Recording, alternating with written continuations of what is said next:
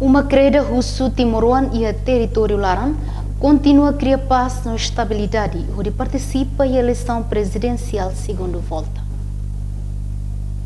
Tuir arcebispo metropolitano ba arquidiocese Dili Dom Virgílio do Carmo da Silva ba jornalista Sira e Universidade Católica Timorense Bali de Quinta Necatat durante a campanha na eleição presidencial. Timoruan Sira continua a tudo ser na maturidade, mas que ia acontece caso balo. Ora down ita hodo tuir be contagem de voto né, ita tuir ho fuan tuir ho lara ita hare e tare kata Timor-Oan, Lili Jovem Sira, ita continua a tudo na maturidade política.